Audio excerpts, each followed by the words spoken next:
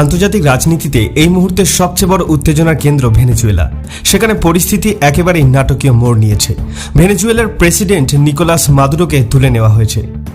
ঠিক কি ঘটেছে তা জানতে আমাদের সহকর্মী শঙ্কদীপের সাথে কথা বলে নেব। হ্যালো শঙ্কদীপ, শুনতে পাচ্ছ? হ্যাঁ দেবরাজ, পরিস্থিতি অত্যন্ত টানটান।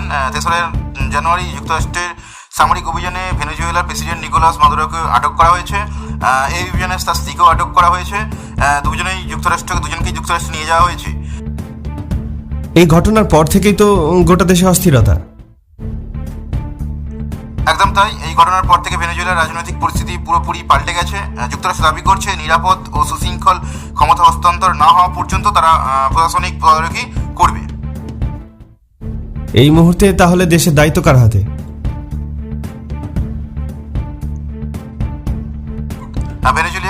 ভেনেজুয়েলার সুপ্রিম কোর্টের নির্দেশে ভাইস প্রেসিডেন্ট দেলসি রড্রিগেজ পরবর্তী প্রেসিডেন্ট হিসেবে দায়িত্বভার গ্রহণ করেছে।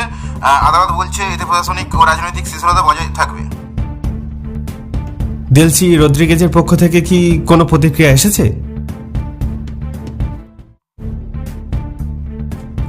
হ্যাঁ, এসেছে। তিনি বলেছেন নিকোলাস মাদুরোই ভেনেজুয়েলার প্রকৃত প্রেসিডেন্ট এবং তার উপস্থিতি জোর করে তৈরি করা হয়েছে এরকম পরিস্থিতির ফল।